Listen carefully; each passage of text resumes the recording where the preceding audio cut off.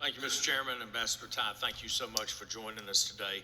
And you've covered an awful lot of topics, and I just want to lend my voice to making sure that on a couple of items that you consistently hear from us. One of them are on the transparent exclusion process for 232s and 301 tariffs.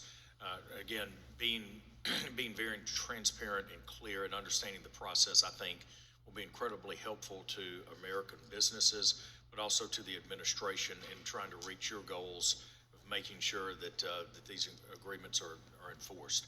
So I want to say that's important. I also am very concerned about food insecurity going forward. We're gonna wind up, because of what we've seen happening in the Ukraine and Russia, in large part due to some of the failed energy policies that we've seen. I think we're going to wind up with some incredibly high food costs dealing with inputs around diesel fuel costs and also fertilizer costs. So thinking about that going forward, I think is going to be very important.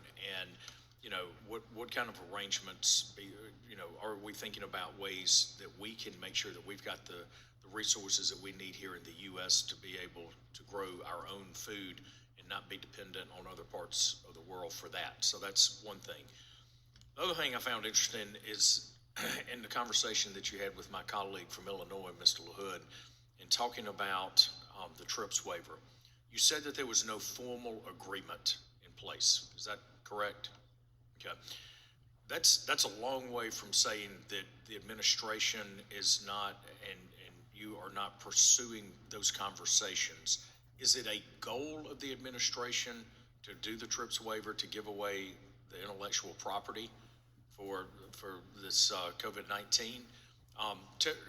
Where are you on this? Where are the discussions? Is it, and I really wanted you to use this time to focus on that, because to me, you're either trying to facilitate this or you are leaning in hard against it. So where are you in the administration on this particular topic? I realize there's no formal agreement, but are you trying to get to one? So, Dr. Ferguson, I feel like there's a long conversation in our future, whenever you are up for it, to go down a very, very deep World Trade Organization rabbit hole. But since that's not what we're about here I'm today, not tired of being happy yet, so let's not go there.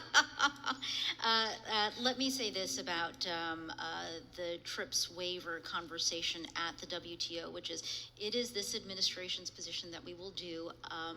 We will do everything, and we are committed to getting shots in arms and getting ourselves and the world over the hump on this pandemic. And that means having a conversation at the WTO and exploring what the WTO can deliver in terms of addressing the needs of the developing world around their access.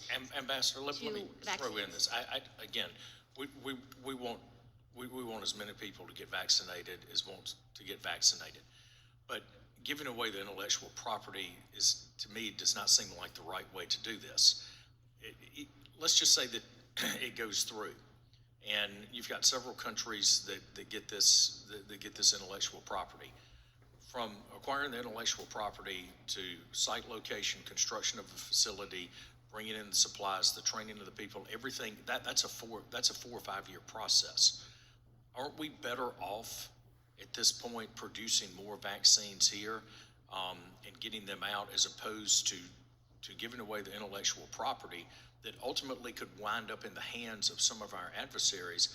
The simple supply chain of producing this stuff is not going to happen in very short terms. I mean, this is a long process to build these manufacturing facilities. So I'm really confused. Why would we even go down this road and not just cut it off and say, no, we're going to protect American intellectual property, and we're going to find a different way to get vaccines distributed around the world? So, Dr. Ferguson, just 2 quick points, because I know I'm running out of time also. One is, I guess I'd refer back to the conversation that I had that I think was with Mr. LaHood or Dr. Wenstrup, which is the project in front of us isn't about whether we respect intellectual property or we give intellectual property away. It is about where we set the balance between the rights of the innovators and the rights of users and patients to access that. The other point is, I just wanted to highlight part of what you said as an important part of the conversation when you said, aren't we better off? And I think that one of the questions really is, who is the we? Aren't we better off as the United States? Aren't we better off as the world? Aren't we better off as we, the developing world? I will make that perfectly clear. The we that I'm referring to is the United States of America and our citizens.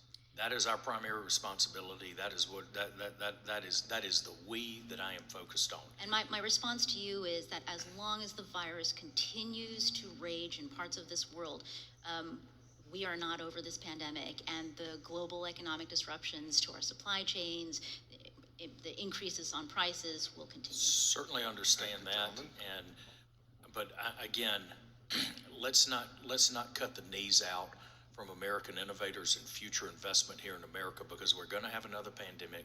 They're going to have other issues. Intellectual property and maintaining it here and protecting it has to be a priority. And with that, Mr. Chairman, I yield back. Thank you, gentlemen. Let me